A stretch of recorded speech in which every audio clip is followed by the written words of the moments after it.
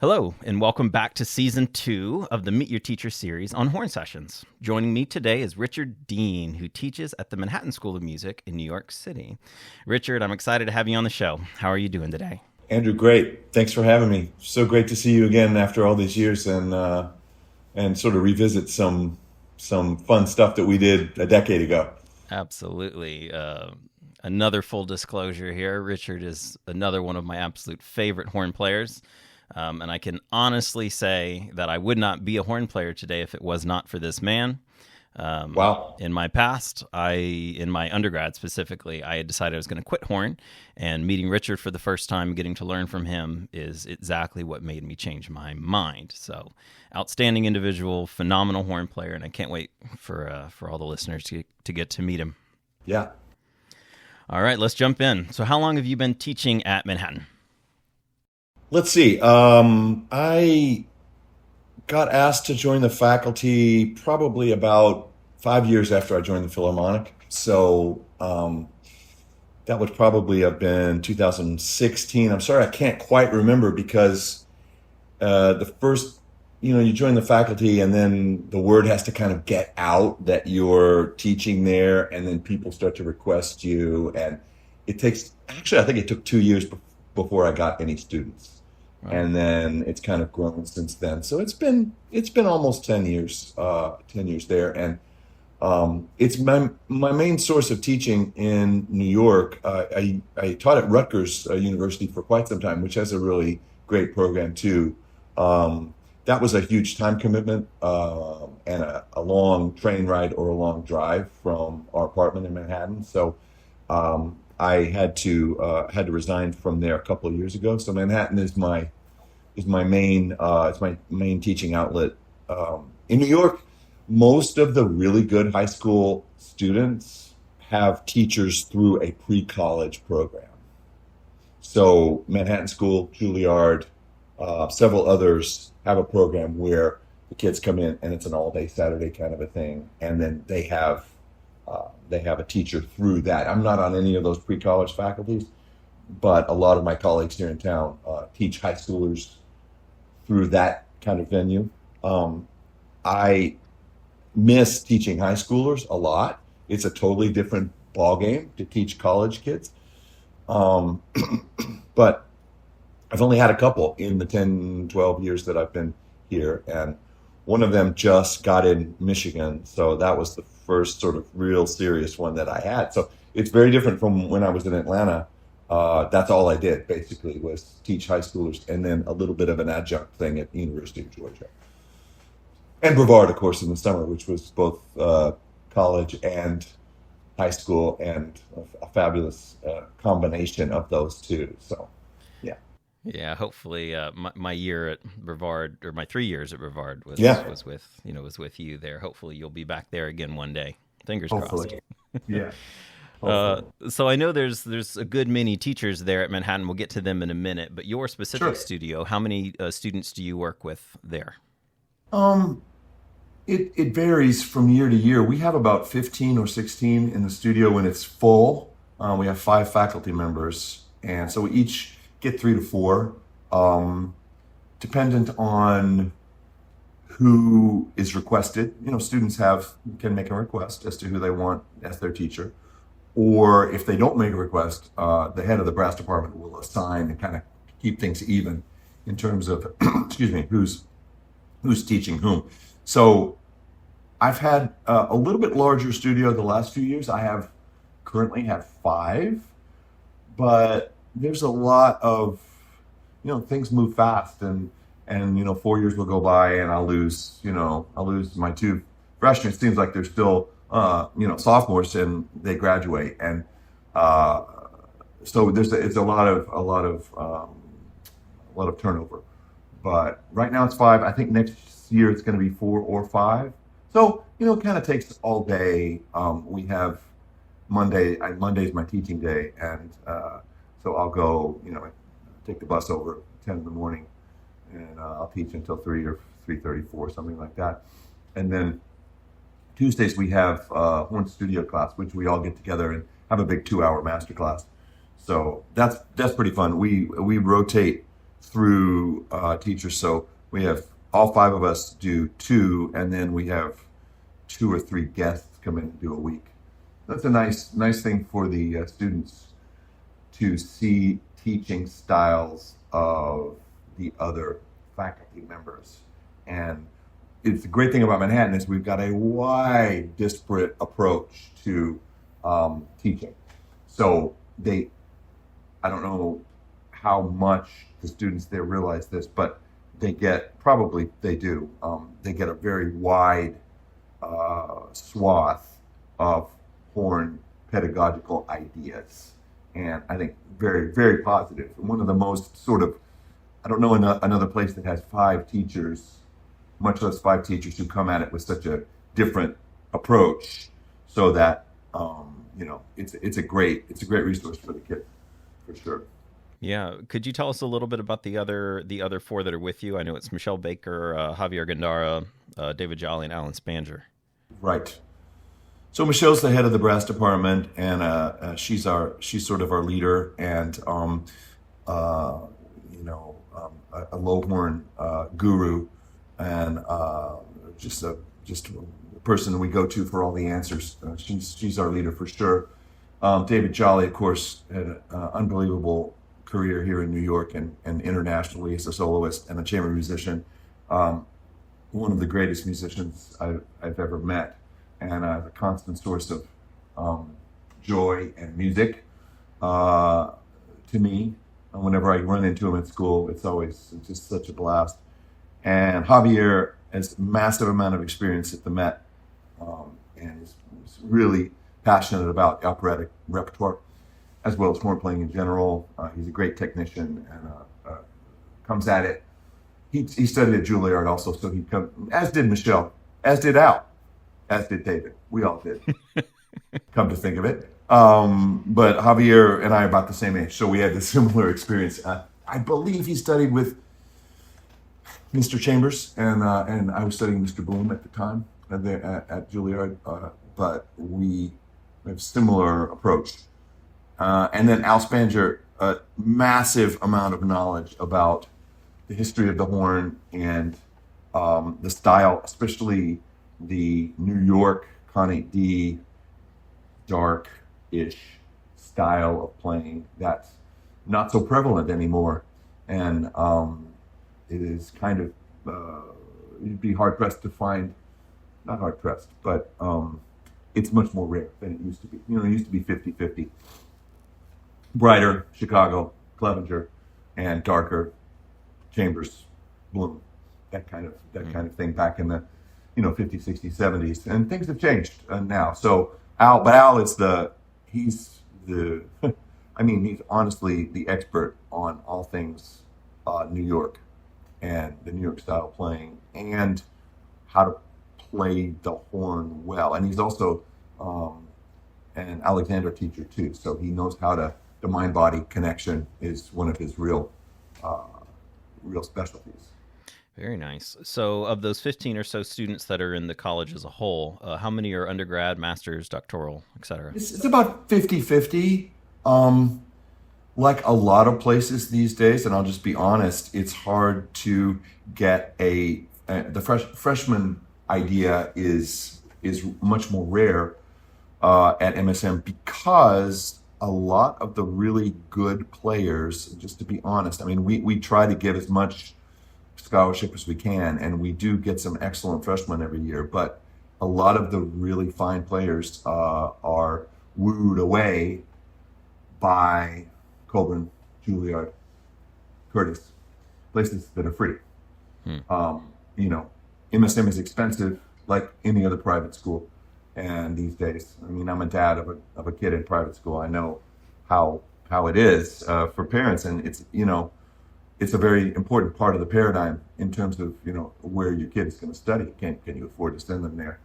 So we do our best, but getting undergrads is a little bit difficult, just to be honest. But graduate students are sort of our forte in a way, because someone who's done a 4 years and somewhere, and they know that they want to go on and study more seriously, and that's sort of what I I get probably 3-to-1 graduates to undergrads, and which is it's very fun. It's sort of a different thing once someone gets to be an early adult, and has got some experience under their belt. It's great. So, but it's about in school. It's about 50-50.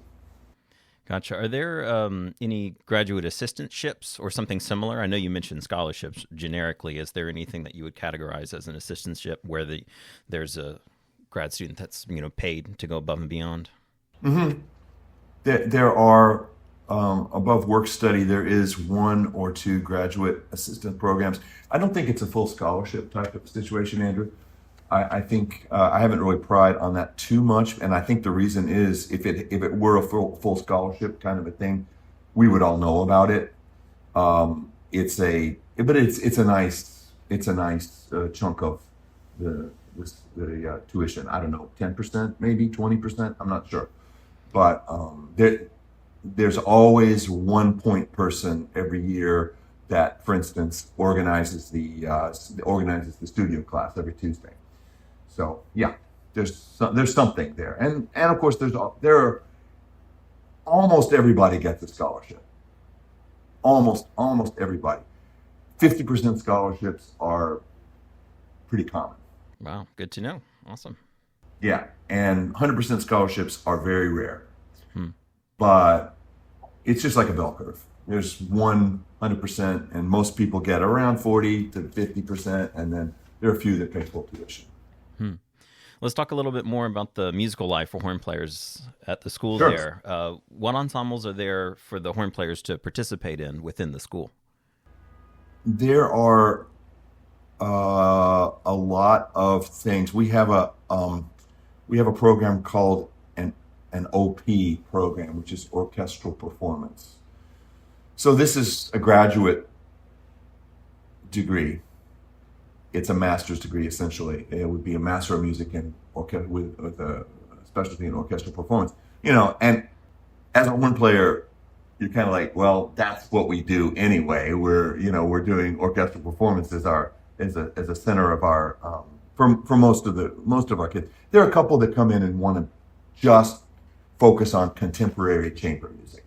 They want to be, they want to do that. They don't like playing in orchestra, and so there's always one that focuses on maybe something else. But this OP program, you get to play. Of course, there are, and I hope I don't state this incorrectly, but there are 2 orchestras. They don't run concurrently like they do in some other schools. What happens is students are assigned to a cycle, and the cycles roll throughout the semester so that there might be 2 cycles going on at once.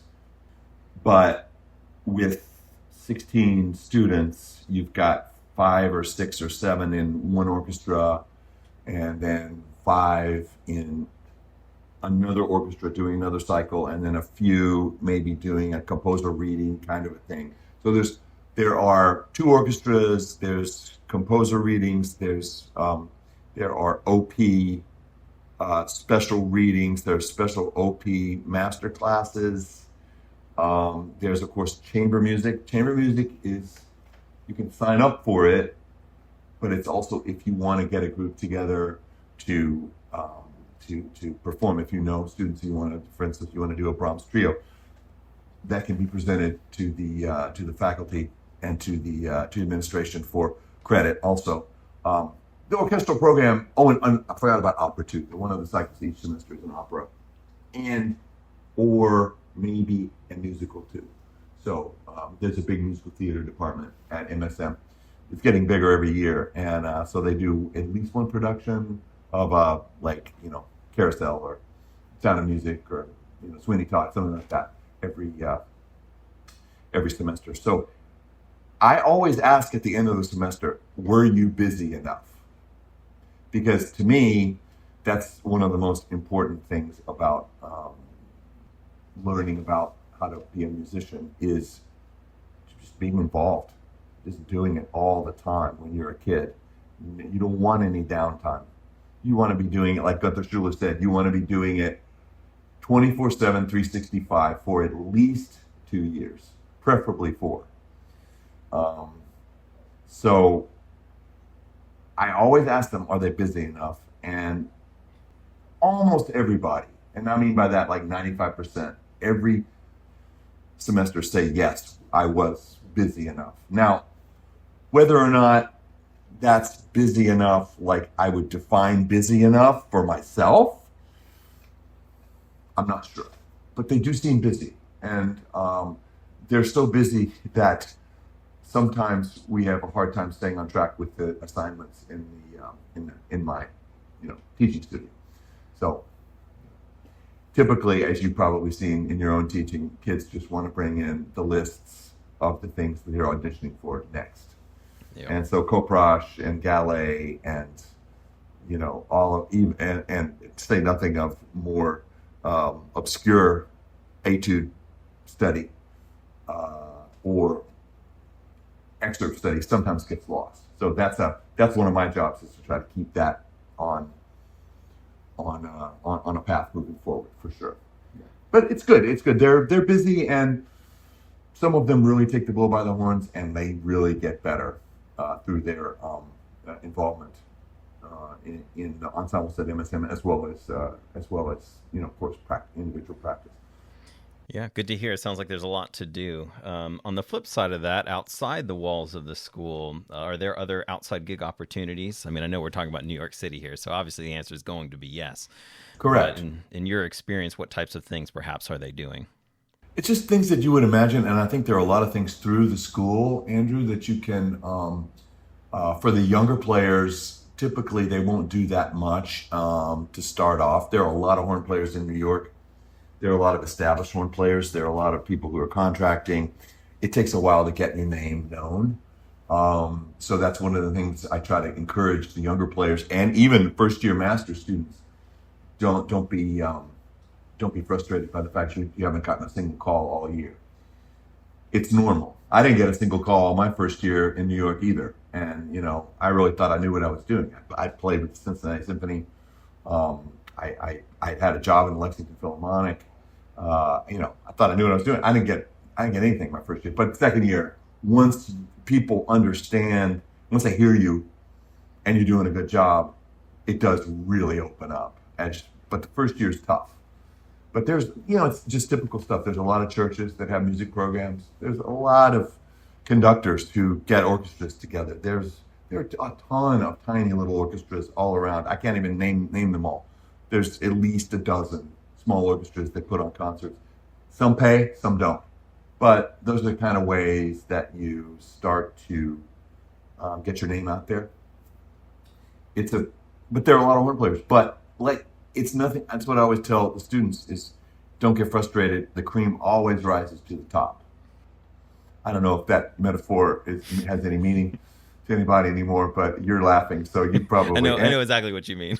You know what I mean. The cream always rises to the top. You work hard. Another thing I tell kids is that those doors are going to open, and you never know which one is going to be really important for you. So you're going to get a call from the West Side Chamber Players, and they're going to be like, "Yeah, we're playing the Dohnányi Sextet. We need a horn player." Great, love to do it. So you show up.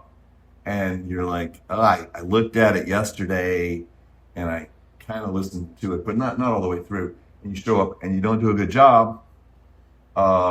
People in that group are gonna remember that. I mean, this goes without saying. I mean, it's just common sense. But if you go in and you nail it, and you know more about it than anybody else, and I'm not saying you should go in and be like, this is the way that it should go, because I know what I'm talking about. Not at all, but just go in and nail it. And one person that's sitting in that group is going to remember you, and they're going to suggest you to another person, and it's literally like a word of mouth explosion of calls that you're going to get. So you've got, again, not to quote Schuler twice, but you've got to be dedicating yourself to that. Taking a drink from that fire hydrant of what we do, which is, learn a massive amount of repertoire and learn how to play the instrument in a style that is conducive to you being wanted to be asked. That's a complicated sentence. Wanted to be asked back by other people. In other words, you have to play in tune. You have to play with other people. You have to match note lengths. You have to have be able to make a phrase. All these things that you really got to pay attention to that we don't necessarily pay attention to when we're just thinking, oh, this is so fun, I just want to just play. It's really important. But the opportunities like that come up. They start coming fairly quickly once you've been here for a year or two. And, when you're 18, you don't really know enough, unless you're just a prodigy. You don't really know enough to get a lot of gigs. Certainly not any medium or high-powered gigs. But as you go through and you start to really, like I said, pay attention, things will start to happen. Solid advice there, for sure. Yeah. I love the fact that it doesn't matter what question I ask you, you're going to start teaching no matter what. Well, it's reminding me of why I enjoy studying with you so much. Like I could ask anything, and you would immediately be like, "All right, this is what you got to know." It's like, your question is this, but this is what's important. Good. Hopefully, I don't tangentialize too much. No. So let's focus on you as a teacher. That was a pretty decent segue. Okay, very good. Well done. Yeah. So what experience do you feel shaped you the most as a teacher? Gosh, now that I'm 63, and I couldn't have answered that a while back, but I think I can answer it now because I've thought about this a little bit, like why did I end up the way that I am, and what is it about teaching that's so interesting? I really like it. I really like teaching students who pay attention, like you. There is nothing more gratifying than being able to suggest something to a kid and have them implement it and have it make a difference, whether it's in a day or a month or a year. I've got a kid now who studied at Yale for a while, and he's coming down for lessons. He's 23, 24. And he's one of these kids, he hadn't heard a lot of the concepts that I purport. And he is responding so well that it's just changing his playing, and he's getting really, really solid. So the reason I mention that is that for me, it takes a lot of energy to teach but you get a lot back when there's a relationship that happens between you and the student. And that relationship is a professional relationship, not necessarily a personal relationship, and generally better if it's not a personal relationship. That comes later once the student graduates and gets a job, and then you can become friends and hang out at horn conventions and stuff. Or on podcasts. Yeah, podcasts, exactly. It's a professional relationship where you give the ideas from your experience as to what's going to work. And I've taught so many lessons. I've got, oftentimes I think, why am I doing this? Because I'll say the same things over and over again. But that's not the important part. The important part is that I'm saying the same things over and over again to different people, different students. So everybody's got to know the Bible of horn playing, so to speak. Everybody's got to know how to play the horn well.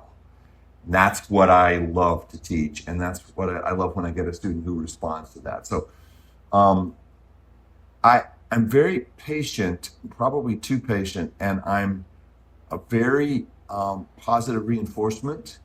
I'll tell you what's wrong, but I'll also tell you what's right. The typical thing where, I have a student that says, he studied with me for 6 years at Rutgers, and he always says, this is how our lessons went.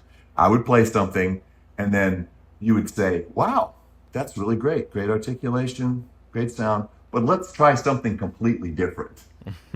I've always described you as the king of the compliment sandwich. Okay. Every bit of feedback you give immediately was always positive, and then it was like, okay, this is what we need to do. And then once we did it, you're like, okay, and then we fill that in with the other side.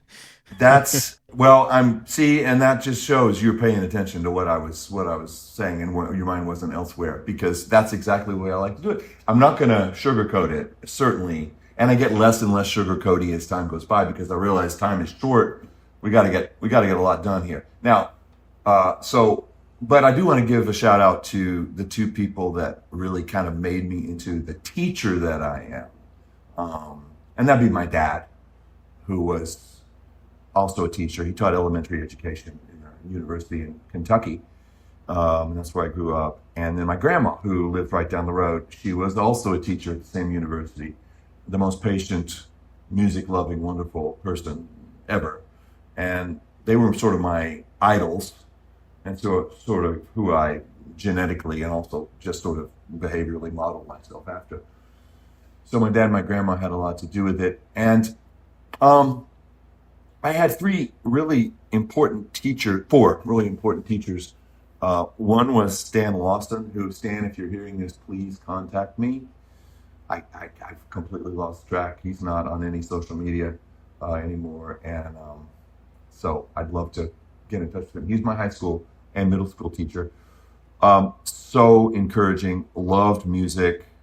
I could go on and on about stories about him, but I had a really lucky, he fell into my lap, and he was in my hometown, just graduated with his master's. We became a high school band director, and taught me, for $15 an hour out of his home every week. And it was great, and gave me so much basic knowledge about music. And then I went to my first university and stayed with Jerry Peel there, who's still a close friend. And Jerry and I talk all the time. And he also incredibly encouraging. Well, that's not necessarily true. Stan gave me a lot of technical ideas. Jerry was just encouraging musically, and not so many technical ideas. As the same with my next teacher at CCM, Michael Hatfield, so knowledgeable about music and so encouraging and so just knowledgeable about the horn repertoire that I learned so much about what I loved the most, which was playing in an orchestra from him. And then I went to, for my last couple of years, probably the most influential teacher was also the most difficult teacher for me, which was Myron Bloom at Juilliard. He was still teaching at Juilliard before he went to IU and Curtis solely. And I got him for the last couple of years that he was there. And it wasn't a great match, because he taught in the exact opposite way that I teach now, which is no positive reinforcement, only negative for me. And so it was very difficult. I almost dropped out a few times, and but my mother encouraged me to continue and not go back to the safe zone in Cincinnati or wherever that might have been. So I stuck with it, and then once I got out of the pressure cooker, I was able to synthesize all the things that he told me about horn technique, how to articulate, how to support your embouchure, how to support the air column, how to use the inside of your mouth to make a proper resonance on the instrument that you were playing. And so those things, which I could not synthesize when I was just trying to survive the emotional trauma of being in the studio, I remembered them all. And so once I got out, I really started to think about them. So the patience from my family, as well as the technical knowledge, and I've always, in the Myers-Briggs test, I'm a scientist. I love math, and I love science, and I love to know how things work. So those things from Mr. Bloom started to filter through and become sort of the scientific approach that I have now. Anybody who ever heard me play not going to think that that guy is just a robot. It's the exact opposite. I mean, I model my playing after Mr. Bloom and Mr. Chiminaro, my two playing idols, but I have only been able to implement that kind of music making through a really, really strong technical foundation. Never had an issue with my playing in terms of, you know, I always go at it with a very scientific approach every day. It's doing everything in the best possible way, and we can talk about that in a second if you want to. But just doing it in supporting the strong foundation of my technique and my air-based playing, so that I can be the best musician that I can be. Horn playing was always a little harder for me than it was for the most virtuosic players that I knew. You know, for instance, I've never been able to play as virtuosically as a lot of, I can name players that along the way. That's not me. But thank goodness for Mr. Bloom, because he gave me the tools in order to support a career that might never have happened without his technical abilities and knowledge. Wow, lots of great teachers to be inspired by there for sure. And to your point about sort of your technical approach, let's come back to that in a little bit. I think it's going to be more relevant a little bit later. I'll remind you. Great. Great. So our next question here, what do you like the most and least about being a teacher? We all sort of know that there's, I think you've hinted at it quite a bit about sort of working with students that listen and really pay attention. So I'd like to think that their success might be one of the things you love the most. You can let me know. Well, for sure. No, that you hit the nail on the head. I take a great deal of responsibility on in my mind with the students, and when they're not paying attention, or they just are not dedicated enough to make it happen, I take it personally because it's my fault. I know it's not, but I'll take it very personally. And on the flip side, the students who become successful, like yourself, I've had others. It's such a joy. Jay Faree, who's now principal in Baltimore, David Bird, who's now the teacher at Oberlin, Johanna Lundy, she's a teacher at University of Arizona. Forgive me if I leave anybody out. These are just the folks who have done. Chelsea McFarland, third horn in Philadelphia. Chelsea doesn't come to mind. She was one of the most talented students I ever had, but she doesn't come to me at the top of my mind. This is my scientific mind coming out because she only studied with me for 1 year. So I really can't take responsibility for her, but I'd like to say they got her started in the right direction. I don't know, it's possible. Chelsea's doing great. It's the best feeling. The only thing that's better than long-term success to me is that short-term success, and this is rare, but it does happen at least once a year, where you make a suggestion and all of a sudden, boom, it happens. And it's typically, the ones that are really blow your mind is when a student is playing Einsätzen. I've had this about 4 or 5 times in my career.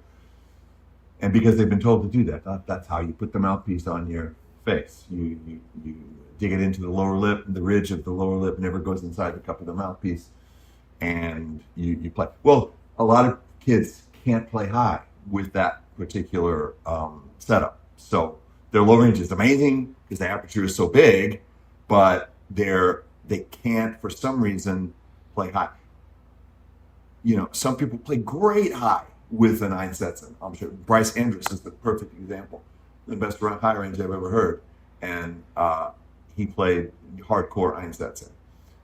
So it's hard to say, per se, why it happens. But I know, as a teacher, the first thing I want to do when someone can't play high, first we check their lead pipe to make sure that it's not completely obscured with potato chips.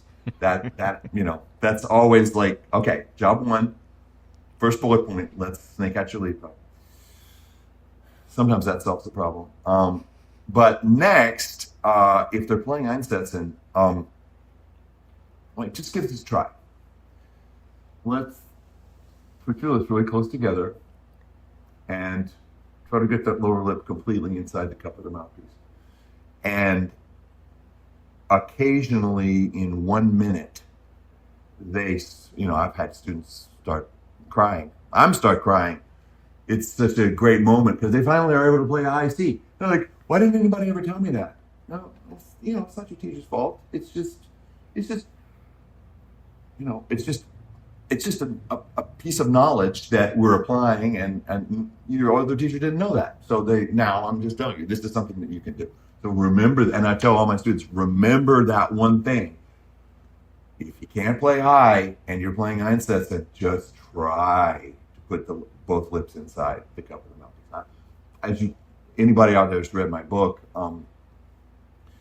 knows about the hybrid embouchure, which is what I do, which basically I play Einsätzen in the low range, which makes the aperture causes a large aperture so that you can play well in lower pitches. And then I have a shift range around F sharp in the staff that I shift and I tuck my lower lip in, so I'll become Einsätzen in the upper range, and thereby being able to control a smaller aperture.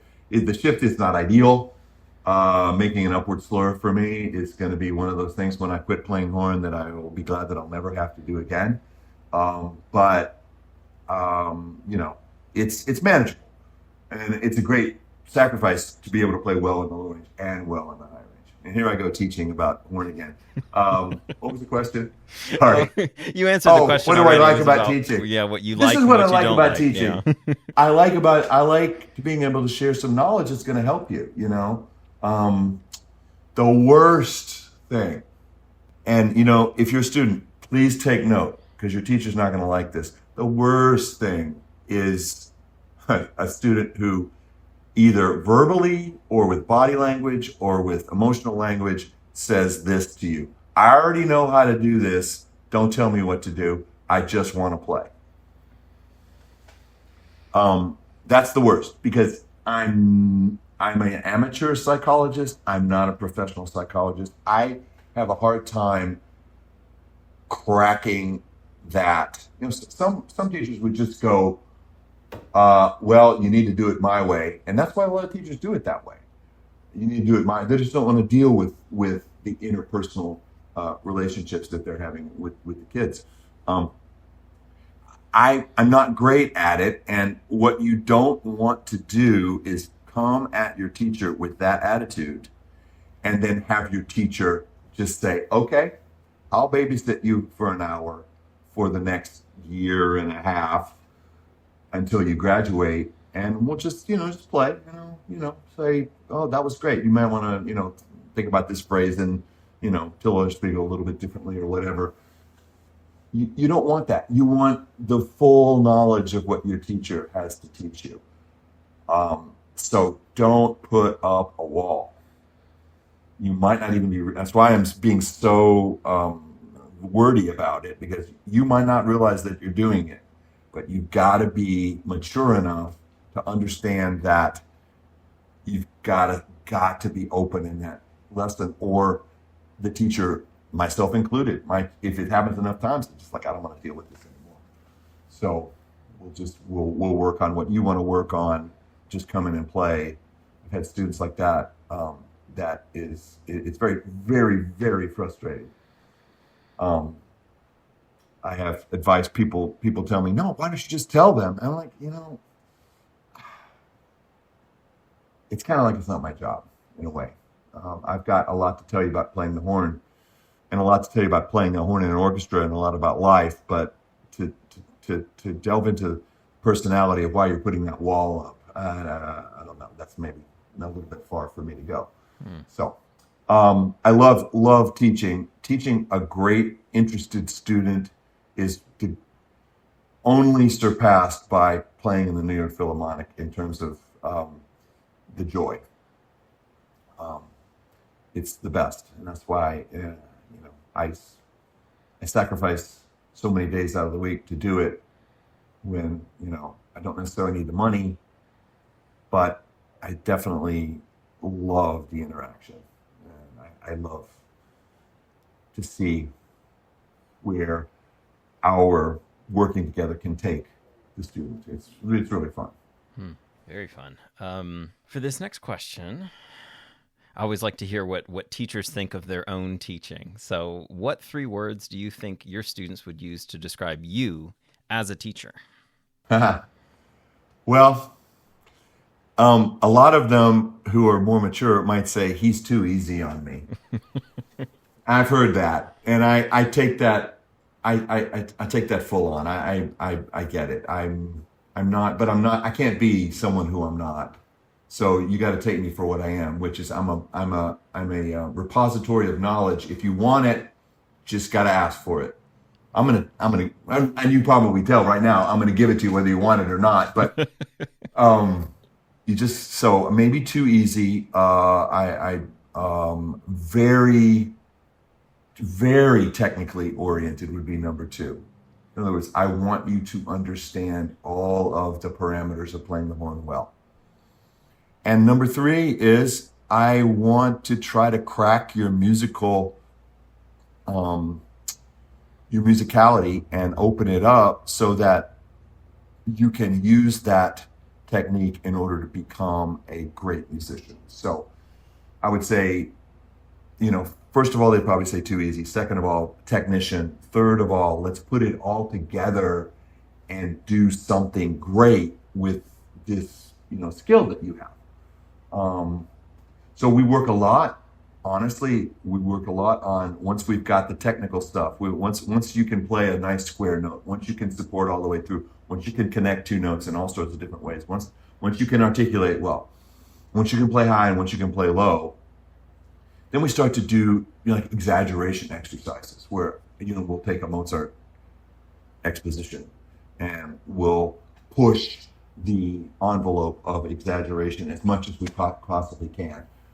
And see what the result is. And a lot of times what we see is people are so concerned about playing the horn and the technique of it that they tend to come into a little bit of more of a musical box than they need to.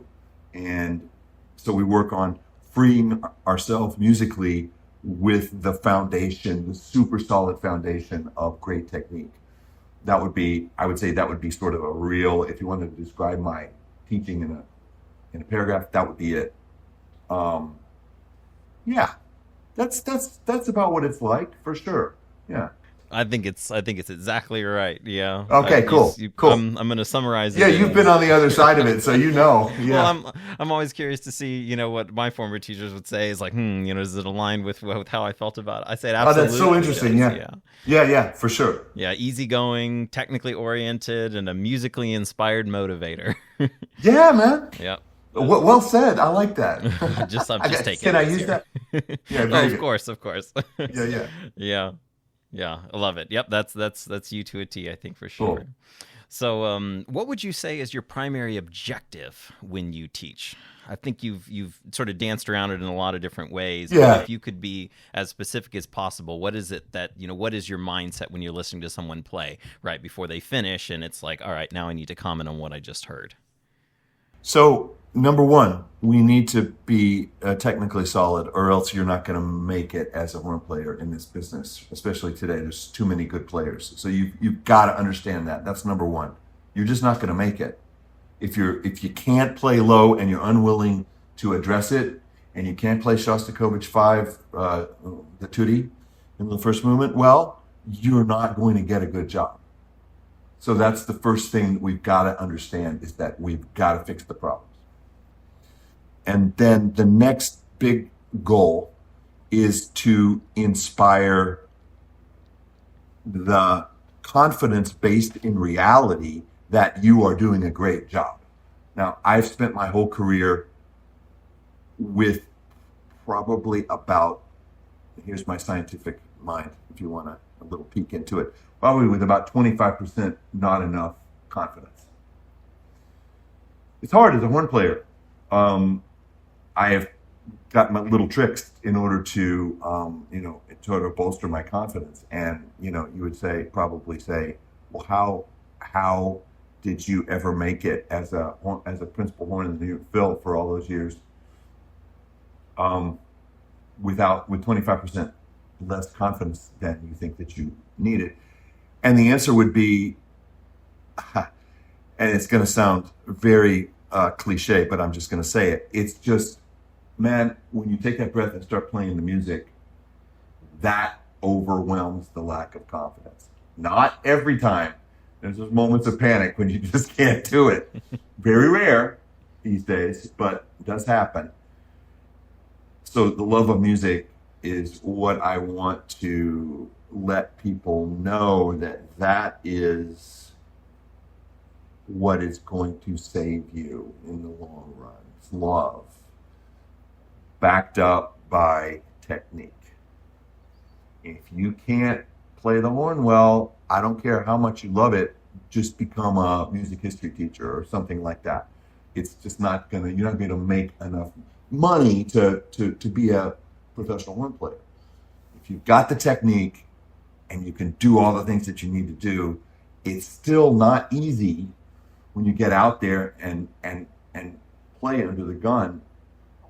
You've got to have the love also. So what I try to do is, once they're solid technically, which happens very quickly for a lot of kids, I try to address the confidence a lot. And that's, I realized in the last minute I said I wasn't a psychologist. This one is just the way that my dad and my grandma taught me, which is just be positive. Be positive. And,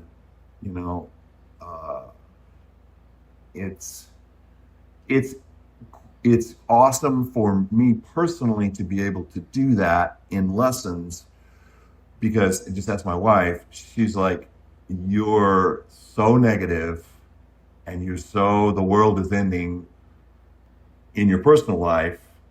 And she's right. But in the studio, I am really positive. So it's actually psychologically a very nice balance for me. It's nice to be able to be like, you can do it. Even in the back of my mind, I'm thinking, well, you got to fix that, you got to fix that embouchure problem you've got.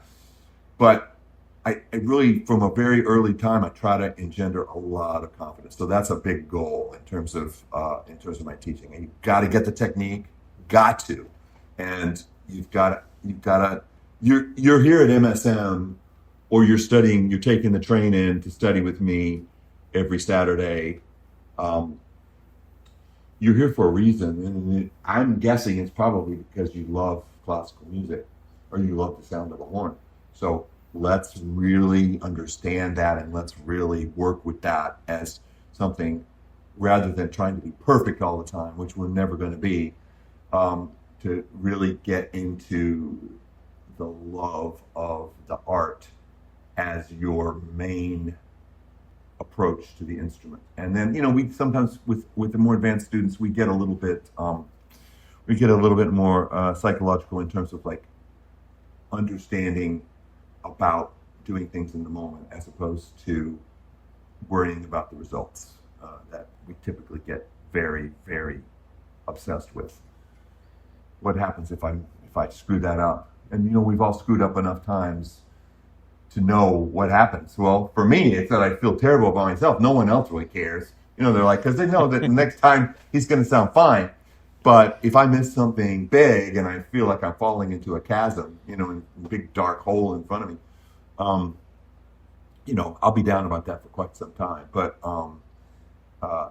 it's a game, and you just have to stay, not to use a metaphor that might not work, but you have to stay ahead of the negativity, ahead of what happens if I mess this up. So we try to be super positive about music and about the love that we feel for it. And to say one more time, have great technique to back it all up. I always say, if I could say one thing about horn technique, it's that you got to approach making the attack in the same way every single time, because you're going to be sitting there on stage and you've got to make a lot of really exposed attacks, especially if you're playing lead. You don't want to be, unless you're just totally into the flow, man, and you're just like a total non-thinker, which there are some of those out there. Great, just do it your way. But if you're a mind-based person like me, logical, a thinking type person, you need to have a solid technique for making your attacks and getting things going. So that's the one piece of advice I say. That's job one in terms of horn technique. Same way. That's Mr. Bloom taught me this, because he wasn't a supernatural horn player. He learned how to play the horn, I believe, well. At least this is what Mr. Morris told me. I believe I'm not misquoting him when he said, after his sophomore year of high school, he came back to high school after his summer and the junior year, and everybody's like, "What happened to you, Mike?" And he's like, "Well, I just went away and I didn't want to suck anymore, so I decided how to play. I figured out how to play." Wow, I'm really going off on a tangent, Andrew. But yeah, technique and love. That's what it boils down to. Love it. Yep, for sure. Yeah. Our last question here, sort of about your specific teaching. Do you follow the same curriculum for every student? Why or why not? No. But it's a dual pronged answer. The first answer would be I would like to follow a similar curriculum for every student. The problem is at where these kids are at MSM, and I get it. They're constantly working on audition lists for summer festivals, their recital, other things like that I only get them for 12 hours a semester. So 95% of our time is taken up with that. Some students want to spend the extra time to play their co-brush every week. So if I had my druthers, it would be the same curriculum for undergrads pretty much straight through. Not like some teachers where it's, you will do week 1, you will do this, week 2, you will do this. Not like that at all. But to be able to know that a goal after 4 years, we need to know all of this stuff. It typically doesn't happen that way, so I've had to adjust my teaching. So my teaching has become, you bring in what you're working on. And this is for better or for worse. You bring in what you're working on, but in 2 or 4 years, I'm going to give you a massive amount of technical knowledge and knowledge about the music that you are playing if you're open to it. So in other words, it's more of a fundamentals kind of approach rather than a repertoire-based kind of approach where we will learn certain things through certain exercises, certain things that we do. So I would like to say that I do have a set curriculum, but the reality has borne out, I just can't teach any more lessons where I'd be like, did you work on the co-brush that we assigned last week? Oh no, gosh, I got this big audition coming up. I didn't have any time. I can't tell you how many times that's happened. So not so much at Brevard. That was a little bit different because you are at the summer camp. So, this is one reason why it's such a utopia there is that you can really work on stuff that, sort of regimented kind of a way. But yeah, hopefully that answers the question. Oh yeah, for sure. Yeah. So let's assume we've got a student that's all in for MSM. They want to study with you or one of the other 4 teachers that are there. What can you tell us about auditions there, and what qualities do you specifically like to hear from a player in those auditions? I think that's one of the strengths of MSM is that we all come at things a slightly different way. So, like I said at the beginning, we get a wide swath of ideas that a student can pick and choose what really jives with them. I'm not the best person to ask about this because I'm sort of an outlier when it comes to auditions, and I always have been. And I think it's because I listen for different things than other people listen for. So I'm going to tell you what works for me. Sounds great. Big surprise. Solid technique. Understanding how to play a note. And here's some things that I hear. Way too much swelling and wah-wahs when people play. So I distilled that down into this. Learn how to control the shape of the note that you want to produce. Control it in terms of the shape and control it in terms of the pitch. So you've got to support all the way through the note in order to not let the pitch do something funky as you change to another note. That's huge.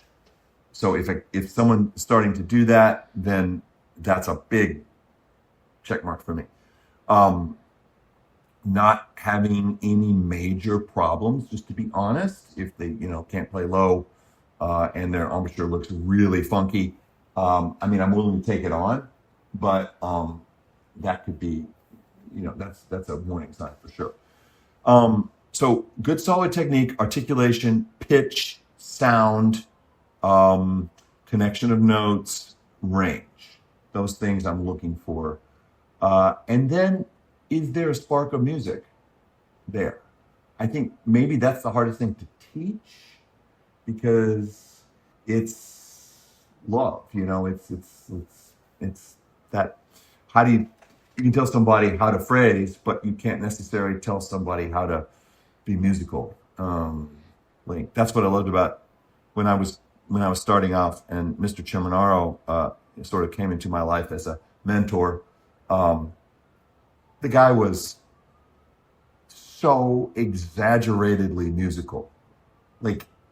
I got so many ideas from him just listening to him play that it made me super excited about being a musician, because I wanted to be able to express myself like that. No one had ever opened up those doors. So I try to, and when people come hear me at the Philharmonic, I try to play within the context of what I need to do.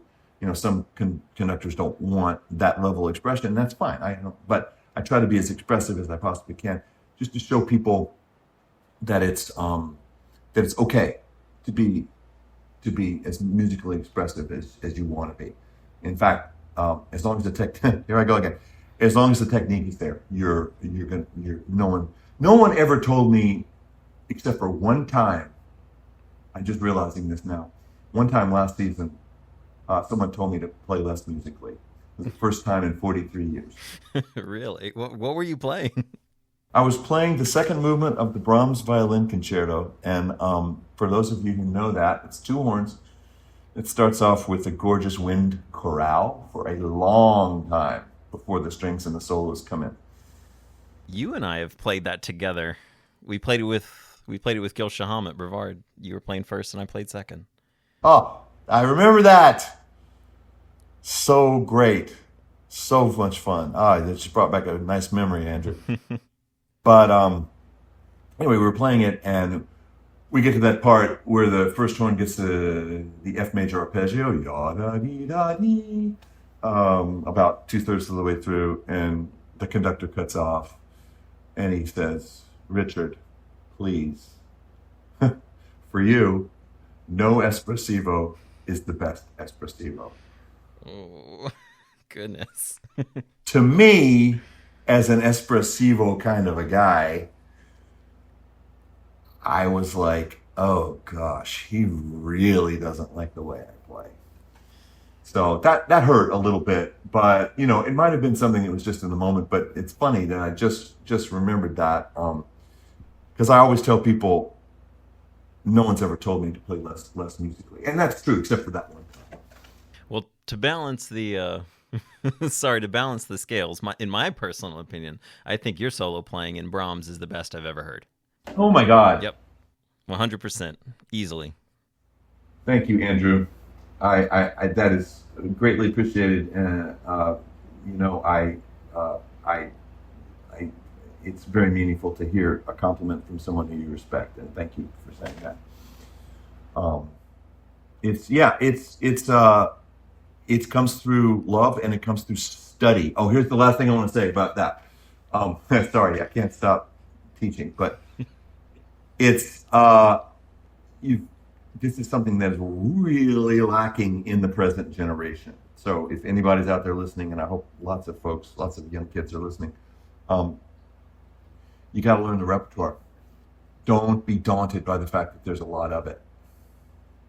Take one step at a time. Like Confucius says, the journey of 1,000 miles begins with a single step. Take one step, learn one piece. Take the next step, learn another piece. You got to. We play Drop the Needle every year in Manhattan at Christmas time, just to have fun studio class. And I'm just going to be blunt because I hope somebody hears this and takes it and runs with it. Not nearly enough people know nearly enough repertoire. There's always one guy who knows a lot, one or two guys who know a lot, and then the other 13 don't know zero of the excerpts. And these are not don't know the composer, definitely don't know the piece. These are common things that we're putting out there. So it's really, really important to take your love and apply it towards learning the great masters and to learn the repertoire. Brahms, of course, is something like Wagner, and we were talking earlier before we started the recording. Brahms, Wagner, Mahler, and John Williams are the ones that you can really sink your teeth into, and it's super fun. But yeah, that was a weird moment, and I remember also, bless his heart, my old boss Yoel Levy. One time we were playing the Weber and Passacaglia, and there was a tiny little third horn thing, and I was not with him, and he cuts off and he looks at me, and I tried to, as third horn in Atlanta, I tried to never be noticed. I tried to put my head behind the stand, but he looks at me and he goes, "Third horn, please." And I love this part of it. He goes, "You are always doing something really interesting, but watch my speak." Which was great advice. Like, keep playing musically, but please watch my stick. So he was right. And yeah. Well, this next question, I feel like you've definitely answered in so many ways, and this is where I wanted to come back to the point that you were trying to make earlier. So the question is, in what ways do you expect an incoming student's experience in your horn studio to differ from their high school experience? And what, in your opinion, can those students be doing now to be more prepared to make that transition? So you had mentioned listening, you had mentioned technique. I've forgotten a little bit of exactly what we were trying to reference earlier, but I think a lot of it had to do with foundational technique and stuff as well. What specific advice would you give for someone at that phase of life? Great question. This is really simple. It's a really simple answer. I won't be verbose on this one. You've come from a place, hopefully, where you got a lot of support and you were number one. You were the best in the state. You were amazing. Your band director told you you're the greatest student that he or she's ever had. You're coming from a place of great positivity, and you love the horn as a result of all the great experiences that you've had and your innate love of it. When you get to college, you've got to push the reset button. And what I mean by that is, do not come in thinking that you know everything already. Because you're basically, from my experience, you don't know much. You know a little bit. Tiny, 2% of what you need. So you need to reset, push the reset button, turn the ego off in a way that's going to make you open, not a way that's going to make you less confident. And you need to keep that openness going proactively through your first years and through the whole time that you are you're in school. So it's a time for resetting and getting to know a whole giant amount of information that you're going to be required to know in 4 years. You're going to need to get it all together.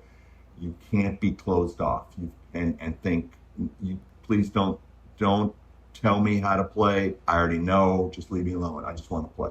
That only works one time out of 100. Be open, super open, and take the information and try it in an open way. Take the information that you get from people. Some of it's not going to work.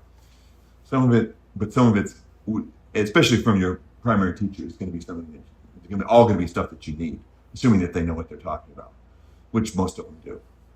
Wow, yeah, based on my experience, I would say I have to wholeheartedly agree with that. That's wonderful advice, and I wish someone would have told me that when I was transitioning from USC to Juilliard. In fact, I was somewhat told the opposite. Really? Yeah. At age 22, you might get it. At age 18, it's harder to be mature enough to understand. I wouldn't have understood that when I was 18. Fortunately, I didn't need to, because of other skills that I had, the way that I approached things. It all worked out. You got to be open to becoming an adult, and it's hard when you're 18. But I would just highly encourage a student to start to understand what that means in terms of moving to the next phase of their life. And here's what it feels like. You go in and you're like, oh my God, this is the most incredible thing. I've got all this stuff that I can learn. Where would I even start? Okay, well, let's just do that. And then we'll do that. And then we'll do this. And you've got all this stuff coming at you, and you just put it all in there and be open and let it start to, your brain is, so powerful. You can, and especially at age 18, you can listen to a Brahms symphony a few times. You basically got the baseline information that you need. Yeah, just one person said it's like being willing to take a drink out of an open fire hydrant. That's kind of what it feels like to me to go to college. High school, who knows? I always thought, and now that I don't teach high schoolers very much, high schoolers are great, but they really don't metabolize the information as well as they could, because to be honest, it's just too much hormones going on at the time. You get so overwhelmed with other things in life that it's hard to really digest all of the information you're coming from a really good teacher. So it's fine. I could tell some funny stories about how little my high school students listened to me, but they still got it in the end. So just be open. That's all, and learn what that means. Yeah, love it. So let's spend a little bit of time talking about student health. How do you help your students manage the inevitable stress and uncertainty they will face while trying to achieve a musically fulfilling career? Yeah. Here's what I do. And this is the provenance that I have as a teacher. If they, in these days, being honest, it's best not to develop much. You don't want to develop too much of a personal relationship with your students. And what I mean by that is it needs to stay very, very professional. So in other words, if they want to ask questions about, I'm feeling super stressed, what do you do? What would you do in this situation? I'm happy to answer. But I typically don't feel all that comfortable being the one being proactive about anything having to do with personality or anything, psychology or anything like that. What I do say is this: if you want to be successful in this business and you want to feel the least stress, you know what I'm going to say. If you want to feel the least stress and the least unsurety and the least lack of confidence, you need to have solid, repeatable technique. And that will open up so many doors for you. It's not really readily apparent at first, but if you want to not worry about making that attack in Bruckner 4, you need to have a technique that's going to allow you to do that 99.9% of the time, every time, 99.9% of the time. To me, that's been the ultimate stress reducer. And that's what I say, basically in every lesson. You've got to learn the technique. If you don't, if it's not repeatable, and some students do it. I've got one student in MSM, we don't even have to talk about it because he does it the same every single time. And he sounds great.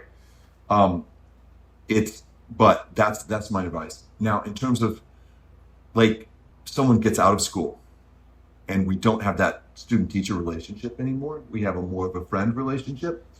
I've got several students here in New York that I talk with about much more confidence issues on a much more personal level, friend level. But in the school, it's better if you don't blur the lines, and it's better if it's better if I'm the person that presents the knowledge and you're the person that digests the knowledge. That's the way the professional situation rolls the best. So I don't necessarily want them to come out of school saying that Richard Deane, he's my best friend. But I do want them to come out and say that guy, he cared about me more than almost anybody else in my life, which is true if you pay attention and stay open. I will care. I always tell students, there is nothing I wouldn't do for you professionally if you try. If you don't try, I'm gonna be a little bit more wishy-washy about the relationship. But there's nothing a teacher wouldn't do for a student if they are open and really try. That's the great thing about teaching. What's the thing that makes you a great teacher? For sure. Well, thanks. I love it. I love it. And it's great to have a venue like MSM to work in. It's very cool. Very cool. It's been one of the high points of my career for sure. One last question about student health here. Do you have any thoughts on or experience with playing injuries? How do you guide your students to recovery? Yeah, I'm not the best at that, Andrew, because knock on wood, and I'm knocking on wood right now, I've never had an injury. I've seen colleagues go through horrible situations, and typically I will tell my students if they're having an issue, I'm not the guy to talk to.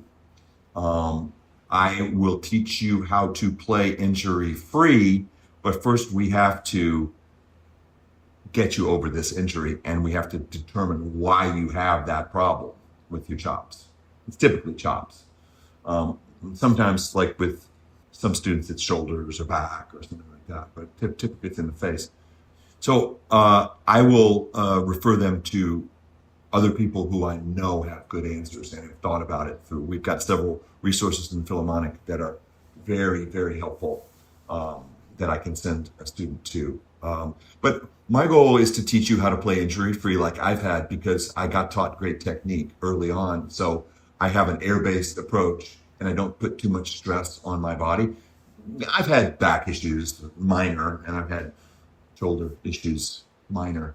But now that I say it, I'm not even going to say it. I don't want to jinx it. But yeah, but we've got resources, but I'm not, I'm just going to teach you how to play correctly. And then you won't have an injury. You will not, if you play right. All right. Well, this brings us to our last question. Yeah, that's a pretty cool promise. That's the way to do it for sure. I can pretty much guarantee it. Wow. Yeah. So last question. Yes, sir. I do love to ask this one. If every student could only learn one thing from you, what would you want it to be? And don't say technique. Okay, we know that. Yeah. Oh my gosh. Well, I mean, what's going to make a happy life in this business, which is full of a lot of very, very, very high level performing people. It's like you're working with 100 CEOs. That's the level of New York Philharmonic. I mean, it's unbelievable, the talent. Unbelievable. And, to be successful in a situation like that, you have to, I don't, again, this is sort of religiously cliche, but you have to love your colleagues, and you have to love yourself. That's what I would say. If you want to be happy, if you want to be miserable, then don't do that. But if you don't trust yourself and love yourself as a horn player, you're going to be miserable, because there's, in the words of my wonderful former colleague Howard Wall, there is just so much that can go wrong, and it will. You have to, when you don't do what you want to do, you still have to love yourself. And that's super important. And then, your colleagues aren't going to always act the way you want them to act. It's just the way life is. People don't act the way you want them to all the time. It's not good to get all pissed off. I take it from me, who's done it both ways. It's much better to be forgiving and to see them for what they do well. Don't hold a grudge. It'll tear you up. So I would say that's probably my advice. If it's, technique first, and then love your neighbor, love yourself, and love the music. And just really, if you have to take 5 minutes every day and just sit with yourself and go, just run a litany of why I love this so much, why I love that person so much. Do it. It starts you off. It's as good as that first cup of coffee. I mean, it's really powerful. So that'd be my advice for sure. Wow, thank you. So let's say we've got someone that's all in. They definitely want to go to MSM. They definitely want to study with Richard Deane. What would be the best way for them to get in touch with you? Yeah, contact me first, and let's have a lesson online or talk. Either way.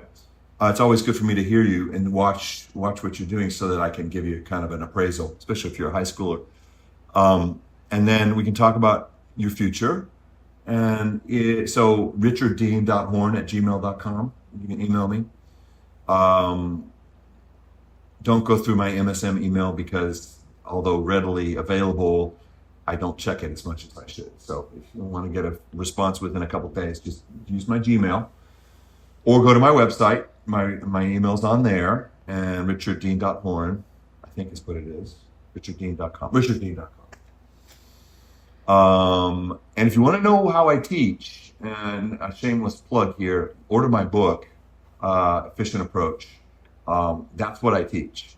So I wrote the book. It's unbelievable. It's almost 20 years ago, but it was. And it was after 25 years of teaching high schoolers in Atlanta, and just sort of synthesizing the basic ideas that I use for teaching now.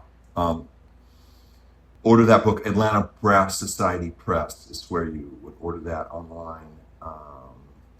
And email. We'll do a lesson, and then we'll talk about whether you want to come to MSM, what it would take to get in, how to get a good scholarship, what it's going to be like there, blah, blah, blah, both for undergrads and grads. And then we'll just take it from there.